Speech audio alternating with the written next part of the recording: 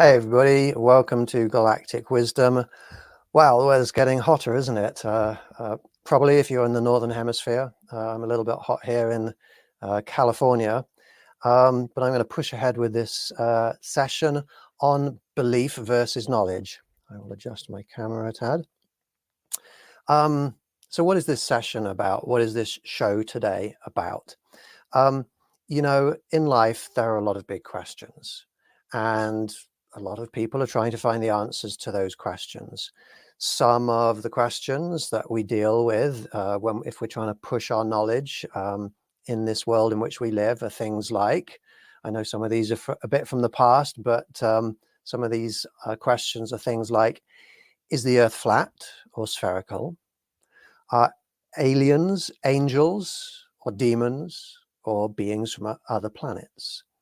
Do masks reduce the risk of transmission of viruses? Are the scientists at CERN performing legitimate science experiments, or are they opening up portals to demonic realms? Some of these questions might sound a bit bizarre to people hearing them, but these are all questions that a lot of people on this planet have in the past and are still today getting wrong. Is climate change something that we should be concerned about? Were we created by God or aliens or evolution? Do aliens ever abduct people? Do we live in an artificial matrix? These questions I'm asking today, they're not as obvious as other questions that we might ask in our lives. I could ask the question, is this a cup or not? Is this a mug or not? Or is it something else? We can answer questions like that if we can see things, if they're clear, if they're tangible, if we can touch them. But when we ask questions more to do with God or aliens or very tiny things that we can't see, like viruses, people struggle to get the answers right. What foods are healthy and what foods are unhealthy? Do we manifest our own realities, or do things in our lives happen randomly? Is that thing in a photo an alien craft, or is it just a lens flare or a meteor or a satellite? Should I believe what person A says about person B? That particular question is the cause of a huge amount of conflict on this planet. Do human beings get reincarnated after they die? Well, actually, that's a question that I asked a couple of weeks ago on this show. If you're interested, go back and take a look at that particular show. Is 5G something that we should get concerned about? Does astrology work? So these are all big questions that, well, a load of people think one thing about them, a load of people think another thing about them. And these different groups of people, when we start asking some of these questions and giving some of our answers, get into conflict with each other. I mean, obviously, especially things like, is God real? And what does God want us to do? That causes wars, that particular question. Why is it that so many people think the answer is that thing there, and so many people think the answer is that thing there? How can people be thinking with certainty, accepting as being true things that, well, we can't all be right, at least half of those people over there must be wrong? How is it that so many people are getting so many things, so many of these questions wrong, and then sticking with their answers, with their beliefs, their assertions or assertions, with such convictions that they're ready to go out and start fighting with people over them? This is a big problem on this planet. It's easy when you look around at all the conflict and all the problems on this planet to come to the conclusion that we need to be more moral with and to each other. We need to be nicer to each other. It's perhaps not an obvious thing for a lot of people to understand that a prime reason for a lot of the conflict that we have on this planet. It's not just as simple as saying, I'm going to be nicer to these people, because it's a matter of beliefs. It's a matter of what people hold in their lives to be very, very important. And when you're dealing with beliefs, you can't have often a logical conversation with people to convince anybody that they might be wrong. So beliefs and knowledge, the things that we accept as being true, if we get that wrong, that is a moral issue. It's a huge source of conflict and violence on this planet.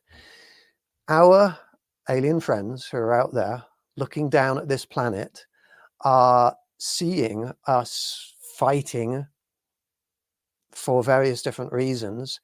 And, you know, occasionally, sometimes, I think it's justified to fight. If somebody's comes at you with a gun or a knife and they're trying to actually hurt you there in the moment, then I think self-defense is important.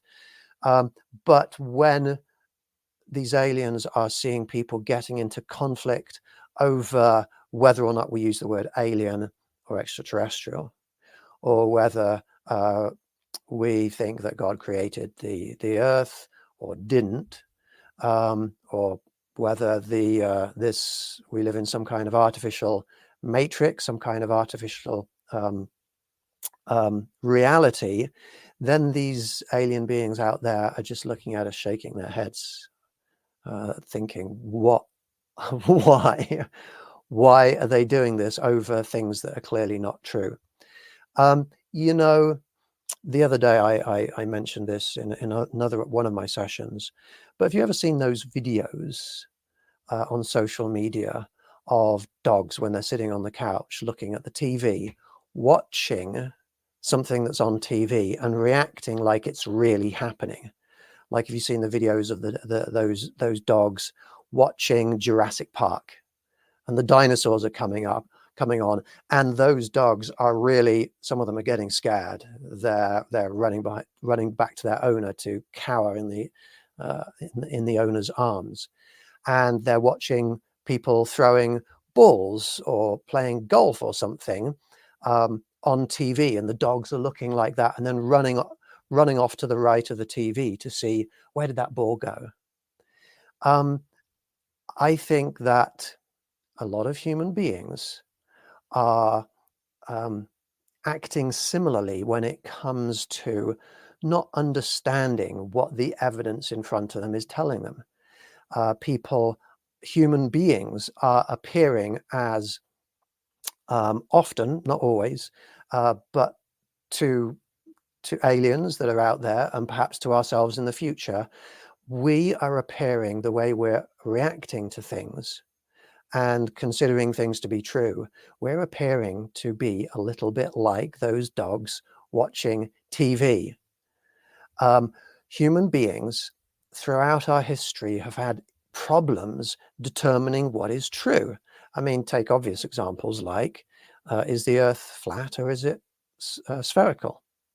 Is the Earth at the center of the solar system, at the center of the universe?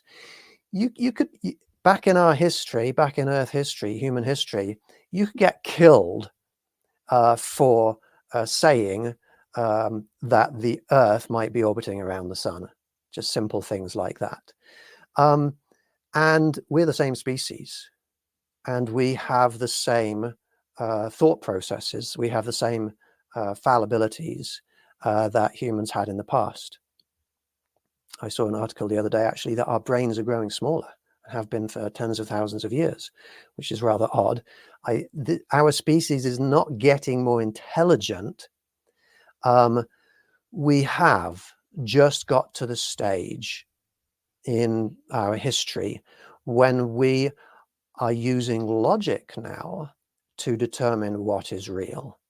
And that has given us science, that has given us recent technology, that has given us the technology where this microphone works through electromagnetic induction, and the monitor works in that you're looking at, or the device that you're looking at works through our knowledge of reality, which has been given to us through logic.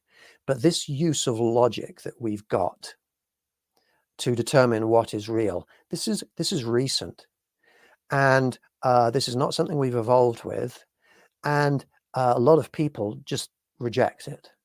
A lot of people don't get it's important, and because of that, a lot of people are making mistakes about reality, and they are appearing like those dogs who are watching Jurassic Park on TV thinking that something is real when it's really not. So this session, this show today, is about how do we determine what is true and what is not.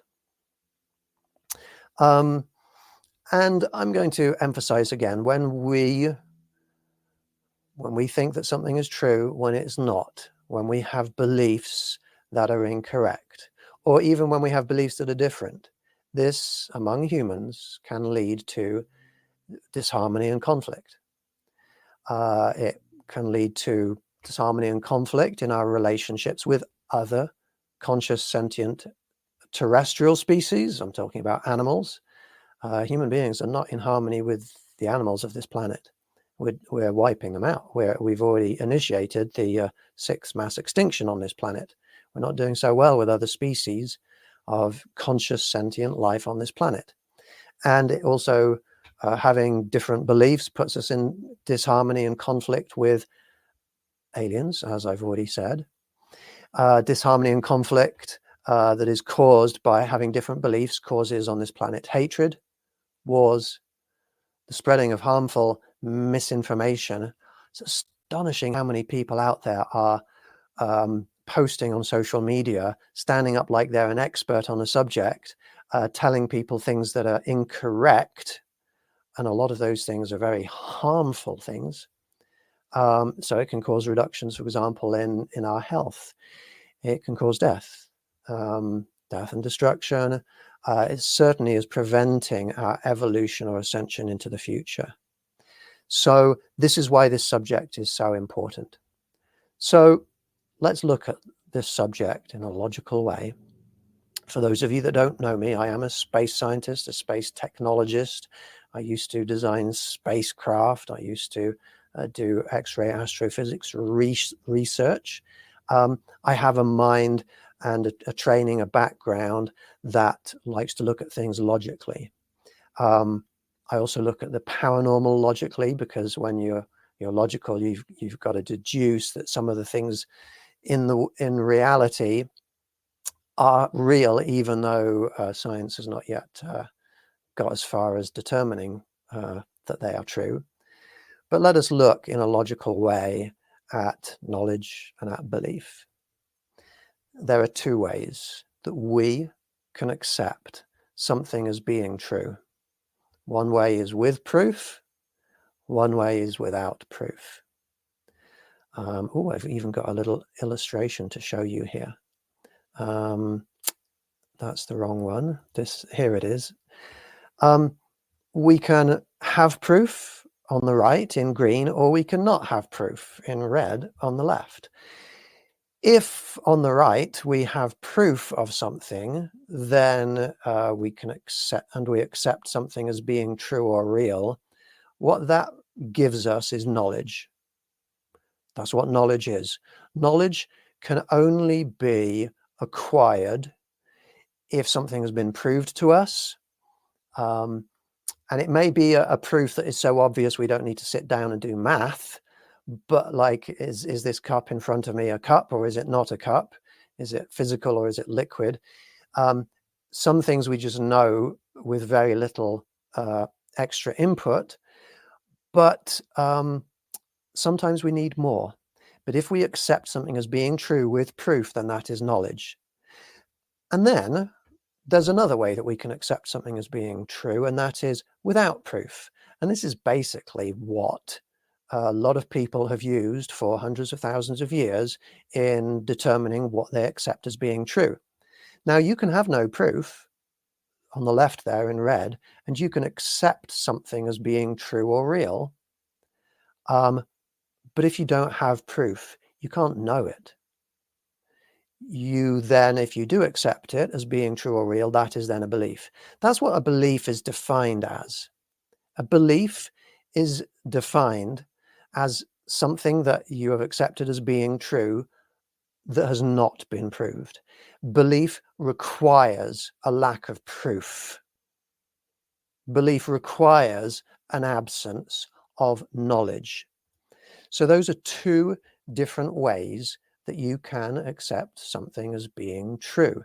They are distinctly different. They're distinctly different circumstances. They're distinctly different words. But many people blur the line between them. Many people just don't get what they are and why it's so important to get them right. Many people think that they know things when in fact they only believe things. And a lot of people say that they believe things when actually, no, you actually know this to be true. There are some people that if you ask them, well, is this something you know or is this something you believe? They will actually tell you, well, both. I believe it and I know it's true. And those people are just not understanding what the differences are between these two words.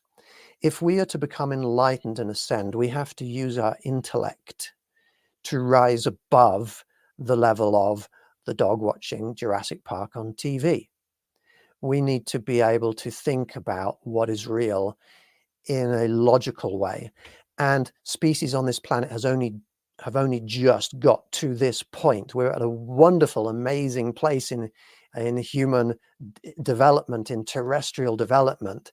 And some people are becoming enlightened and moving forwards and ascending to the next level, which is understanding intellectually things like this, and then stopping making mistakes. And then there are a lot of people that just are not going to get this or don't want to get this for whatever reason, and they're not ascending, and they're continuing to make the same mistakes, and they're going to keep human beings stuck in a rut. And that rut at the moment that human beings are stuck in is it's not a healthy place to be, because stuck in that rut, we've got things like over 13,000 nuclear weapons on this planet. Stuck in a rut is people are not recognizing the truth about climate change, the politics of climate change, the reality of climate change, and the reality of what it means for our futures. So these are all very, very important things. Let's look first of all at the concept of knowledge. And this might sound like an odd question to ask, but why is knowledge good? Well, there's a few different reasons why knowledge is good. I'm going to highlight some of them, because I'm going to look at knowledge, and I'm going to look at belief, and I'm going to look at why they might be good and why they might be bad. Well, one thing is knowledge feels good. It feels good to know the truth about something. That's why so many people who watch this show are motivated to watch this show and other shows that are out there, especially on this KGRA digital broadcasting platform, because we're giving you the opportunity to learn truths. It feels good to know the answer to a question. But far more importantly, knowledge can help us to survive. That's why we feel that urge, that desire to know stuff, that draw into the unknown to find out those hidden answers. We are drawn through evolution to want to look for the answers to problems, because when you have the answers to questions and problems that are around you in your environment, it helps you survive. How to make fire, how to make a wheel, how to utilize the stones that are around you to make tools. I'm going a little bit back in human history, but knowledge helps us to survive. So when we're faced with a question that we don't know the answer to, like, is there God? Do we live in a matrix? What shape is the earth? What was there before the universe began? These are things we want to know the answer to, and so we're driven to try and find out. And when we actually find the correct answer, that feels good, and it can help us to survive. It can help to give us technology to enable us to survive. Knowledge can be shared with others in a way that can be logically explained. If you don't understand math or mathematics, then that's okay, because you can explain it to somebody. You can sit down, if that person is sufficiently intelligent and patient, you can sit down and explain, well, this side of the equal sign is equal to that side of the equal sign, and then everything follows on from there. You can explain things to people in a logical way. But if you're trying to explain something like a religious belief, like how do you know that God created the universe? Well, you can't explain that in a logical way where people can go, oh yeah, right, I get it. You proved it. You have to rely on saying things like, well, you can read it in this book, or I had an experience once where I nearly died and I felt like I met God. So knowledge is good for many different reasons. You don't have to ask people just to accept the things that don't make complete sense. Knowledge helps us to form powerful connections with others who have the same knowledge. You know, as a scientist, it's interesting. I've collaborated as a scientist with scientists all around the world. And when you look at how politicians in different countries, and even general civilians in different countries, interact with each other, often it's with hatred and racism and nationalism and war. But scientists seem to be able to collaborate with other scientists in different countries. For many years, American astronauts and scientists had to use Russian Soyuz rockets to get American astronauts into orbit, because there was a big period of time when we decommissioned all the space shuttles, when we didn't have the capability in America of sending astronauts up there, but Russia did. Russia, China, all the countries around the world, so many of them collaborate internationally when it comes to science so easily, because scientists speak the same language. There's not this friction. And if one scientist in one part of the world disagrees with another in another part of the world, well, it's easy to solve that issue, because you use logic and science and knowledge to determine what the truth is. So knowledge is good for getting along with people. So let's see, what else is there? Why else is knowledge good? Knowledge allows us to determine whether problems are real or imagined. That's interesting, because a lot of people, especially in certain media, they will present a problem to others and say, this is a real problem. And if you can use logic, if you can determine what is true and acquire knowledge, then you can determine if those problems are real or not. Because when we can determine, if a problem is real, like climate change, for example, then we can know if we have to spend time trying to fix that problem. Is it a real problem or is it not? Do we have to worry about climate change? So having knowledge allows us to fix real problems in effective ways. The gaining of knowledge is enlightenment. That's what enlightenment is. You can't become enlightened unless you gain knowledge. Knowledge facilitates wisdom. You can't be wise if you don't know what you're talking about. There was a guy called Marcus Aurelius, and because I'm not a historian, I have no idea who he is or really why people talk about him, but he has a quote that I discovered, and the quote is, the opinion of 10,000 people is of no value if none of them know anything about the subject. And there are billions of people on this planet who know nothing about what they're talking about unless they, but they continue to state their opinions as though their opinions are knowledge. That is a really big problem on this planet. Knowledge facilitates personal growth. It facilitates ascension. So those are all reasons why knowledge is good. I am just going to pause a second and take a look and see who is here watching. I always like to look at the comments of people who are watching. Melissa, thank you very much for being here, and good evening to you too. Hey Liz, fantastic to have you with us. No, your name actually came through properly this time, so thank you for being here, Liz. And Patricia, it is good to see you. Late to the party or not, it's still good to have you with us. So thank you, those people and anybody else. I can see that a ton more people are watching, so thank you very much for being here. So the question then becomes, how can we know something? If knowledge is so important, how can we know something? There's only one way to acquire knowledge.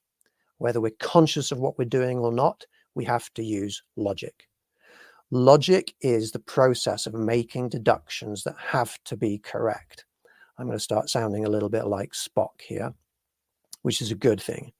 I've been watching some Star Trek this week, some original Star Trek, good stuff. Logic is the process of making deductions that have to be correct. Logic is the process of making correct deductions. If you're arriving at a correct deduction, it's because you've used logic. If you use logic, it does get you to a correct deduction. Now, some people think they're being logical when actually they're not, and so they're not arriving at correct deductions, but that's a whole different thing. Logic is more than simply arriving at a correct answer. It's arriving at a correct answer in a way that proves the answer to be correct. So you might have a big question out there, like, for example, are the scientists who are experimenting with the particle accelerator in Europe, in CERN, are they deliberately trying to open up portals to demonic realms? A lot of people can think one thing, a lot of people can think another thing, but unless you can prove either opinion, belief, unless you can turn it into knowledge, then even if you happen to be on the right side, then you don't yet have knowledge. So a lot of people might be believing things that are correct, but they're not knowing that they're correct. So they're not using logic, they're not acquiring knowledge. I'm going to give you one or two examples of logic. Let's have a bit of audience participation, if you like. Get ready to send me your answer to this question. 6 plus y equals 8. 6 plus y equals 8. What is y? Let's see how fast people can type. I'm going to tell you the answer because I'm not going to rely on audience participation. The answer is 2. 6 plus 2 equals 8. 6 plus y equals 8. The answer, y equals 2. That is the only correct answer. That is a simple use of logic to determine an answer that is correct, that has to be correct, assuming that you're all defining what these numbers mean in the same way. Here's another one. Jack was born in the USA. He was born south of Los Angeles. Could Jack have been born in San Francisco? Jack was born in the USA. He was born south of Los Angeles. Could Jack have been born in San Francisco? You have to have a little bit of background knowledge about geography for that one. The answer is no, because if Jack was born Jack was born south of LA and San Francisco is north of LA, then no, Jack could not have been born in San Francisco. That's logic that you can use to determine a correct answer, that you can know to be true. Oh, Liz, is there a San Francisco in Mexico? She's too clever to be sending in comments. No, it's a good question, and what that comment is telling us is that we have to adequately define what we mean in the question before we can answer it properly, which is important because, for example, that means if you ask the question, what is God real? You have to define what you mean by God before really you can answer that question. So Liz has illustrated through her wisdom an important point. You can use logic in much more simple ways. Is this a shoe? No, it's not. You don't need to do much thinking to figure that out, to work out the answer to that, because we all know what a shoe is, and that is not equal to a shoe. So let's move on a little bit. There's another word that people get confused with here, and that is being reasonable. Many people mistake reasonable arguments or deductions with logical ones. Being reasonable is not the same thing as being logical. A reasonable deduction is one that has been made for a reason that makes some kind of sense to people. However, very often those reasons are not strong enough to be logical. They're not strong enough to prove anything. For example, here's a situation. We went outside, meditated, called upon aliens to appear, and then a stream of distant lights passed overhead. And if you make the deduction, those lights were alien craft, that's a reasonable deduction. There's a reason for you making that deduction, but it's not logical. Whether the lights were alien craft or not, unless there was some much more significant evidence available to you, you've made an incorrect deduction to say that those were alien craft. It hasn't resulted in knowledge. It could have been a satellite, it could have been the Starlink chain of satellites. There's lots of explanations for what else it could have been.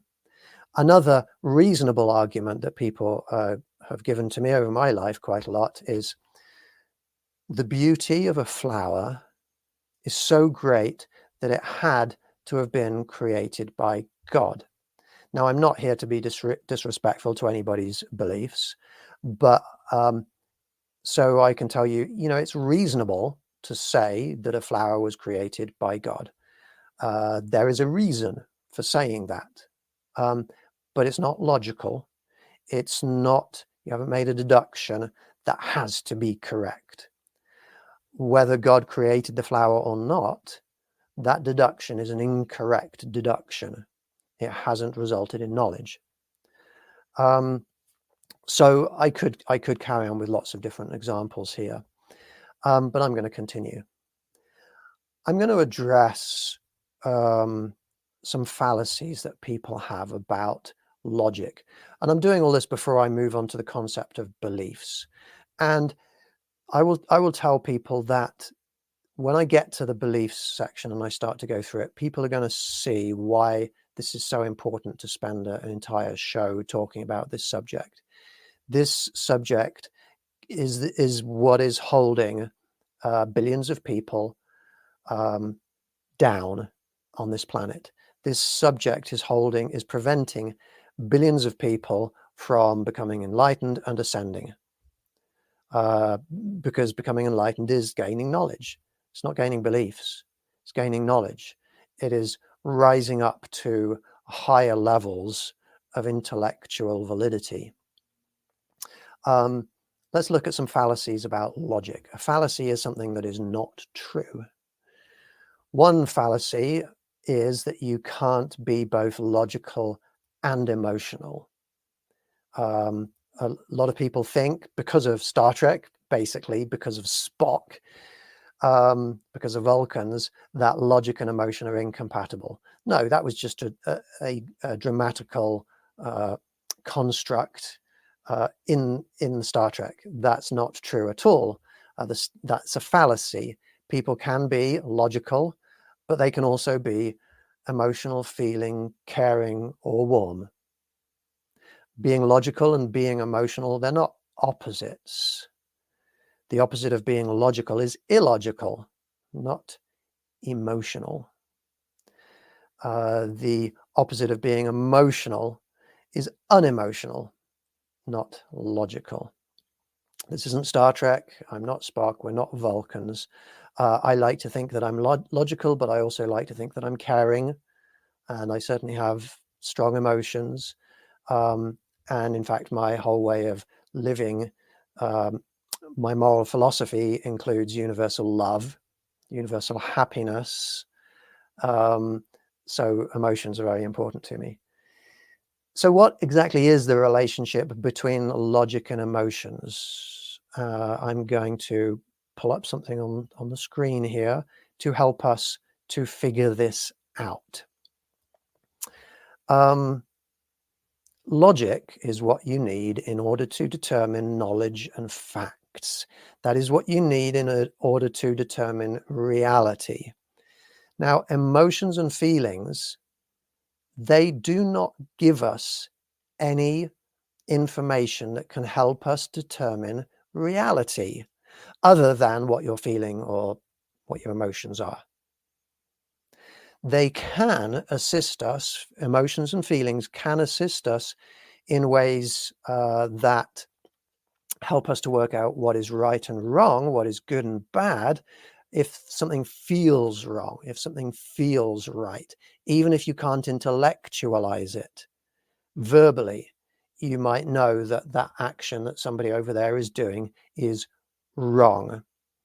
Emotions and feelings help to inform our sense of morality, our moral principles. But they don't tell us anything about reality.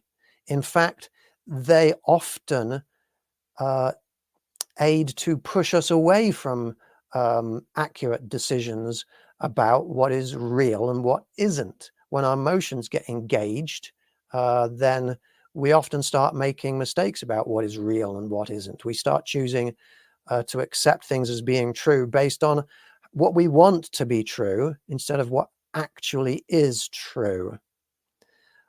When we see images of cute puppies, then our emotions and our feelings tend to skew us away from being able to determine what is real, and we just accept whatever is associated with those puppies. The same is true when there's emotional music that we get into, when people confront us with emotions that are negative, like terrible things that people do on this planet. If you start talking to people about violence and hostility and abusive people, then our emotions can lead us towards making incorrect deductions about what is real. We start leaping to conclusions before we've really looked at the knowledge and before we've looked at the evidence in a logical way. And we get tricked all the time by our emotions, by people confronting us, manipulating us with our emotions. It's how people in the advertisement industry works. It's how politicians work. It's how leaders all around the country, not all of them, but a lot of manipulative leaders work. So emotions and feelings are useful in helping us to determine what is right and wrong, but we can easily get tricked into, therefore, misinterpreting what reality is. But interestingly, you do need to have knowledge and facts in order to be a good person. Because if you don't know if climate change is real, if you don't know if we need to stop burning fossil fuels in order to save the planet, then you're not going to be able to make the right decision morally about how you lead your life. You're not going to know who on this planet you are harming when you just go and buy some food from down your local grocery store. You need knowledge in order to determine both reality and morality. So this is why this is such an important subject.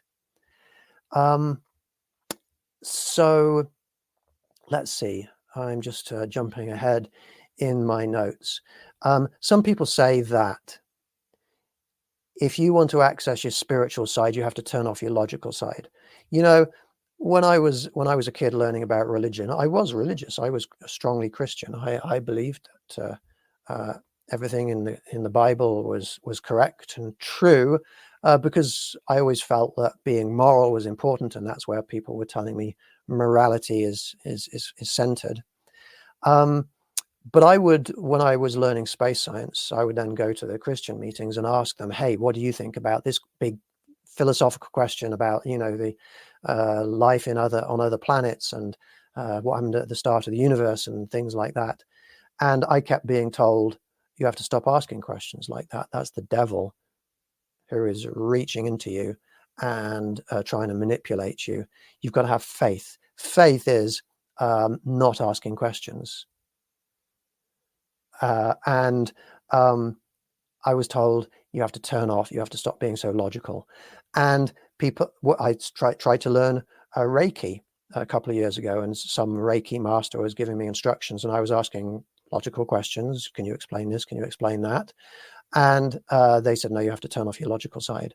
And in the end, because I wasn't able to stop trying to work out what is real about Reiki and what isn't, they just stopped responding to me, and I paid my money to get all the Reiki training, and I didn't end up getting it. But that's okay, because I've worked out how to do spiritual healing without that training. And that's something I do a lot of, and very successfully. So if anybody ever tells you, turn off your logical side in order to access the truth of something spiritual, turn around and walk the other way, because that person is telling you that what they're basically saying that our beliefs, my beliefs, are not strong enough to be able to tell you why this is real. You just have to accept it. That's not wise. So let's look at the subject of belief, and I've only got about 10 minutes left, so I'll try and get through this in a prompt way. As I said before, a belief is something that is accepted as being true without proof. Now, there are a lot of questions that we're not very good at answering. There are a lot of questions where the truth is not obvious. As I said before, all these questions: is the Earth flat or spherical? Why do the sun and stars move across the sky? What happens after we die? How do I protect myself against a virus? These are all things that are hard to visualize. Maybe they're too big, maybe they're too small, maybe they're invisible, like, is 5G something I need to worry about? Climate change. Did astronauts really go to the moon?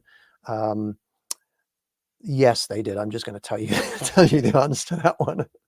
They filmed it, and hundreds of thousands of people watched it.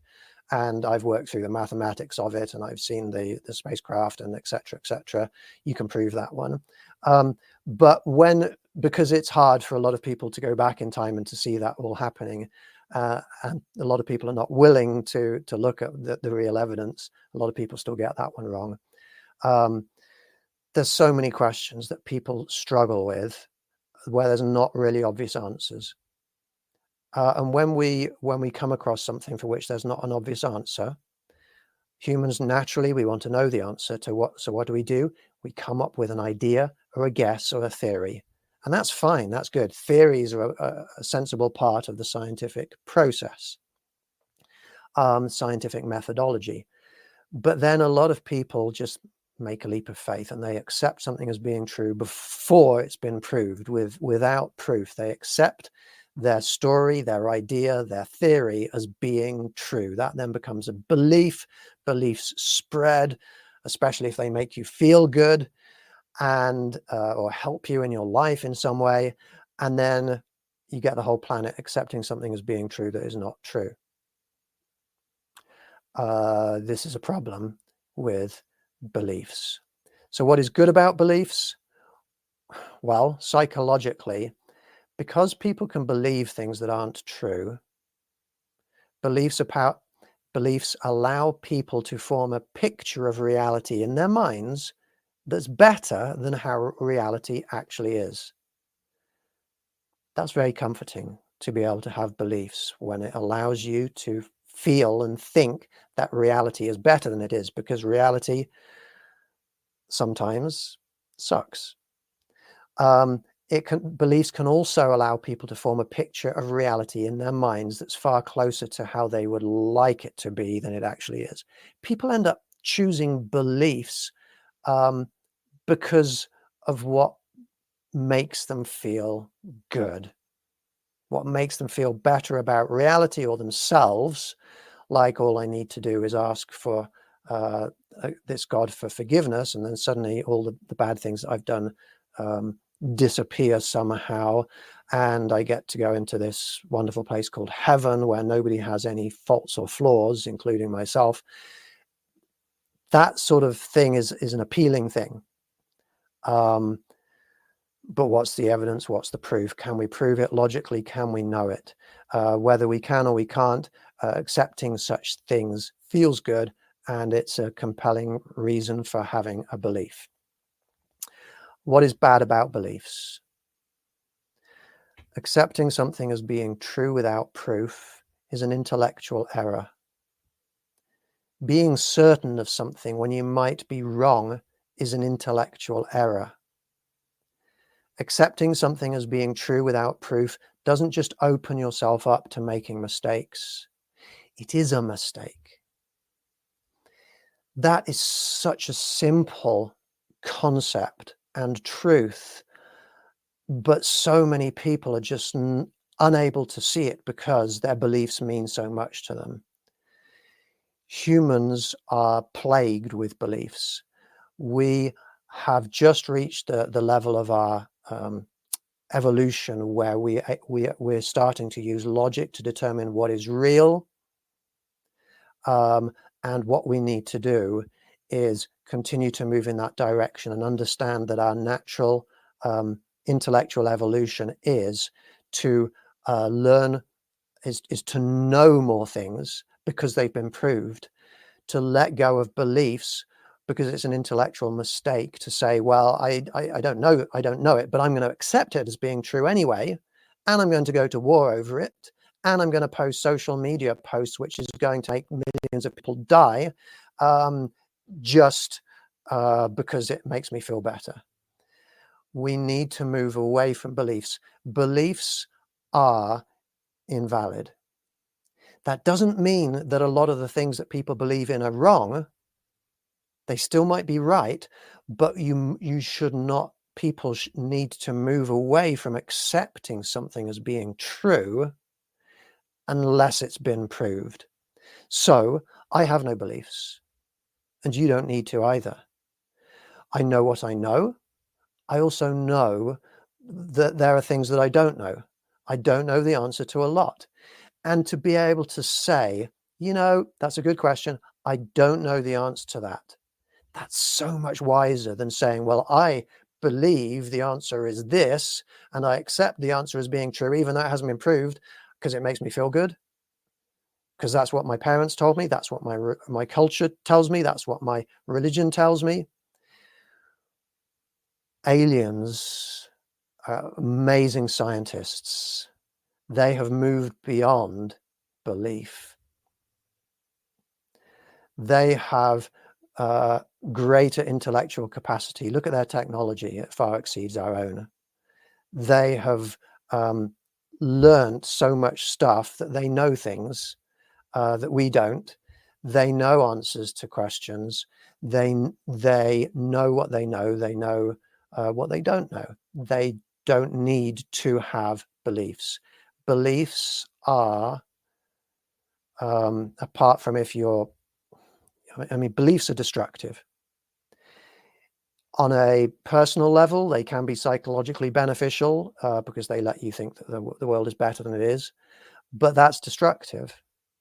There are a lot of people out there saying things on social media like, oh, if you would only just stop thinking negative things, if you would believe that climate change isn't real, then it won't be.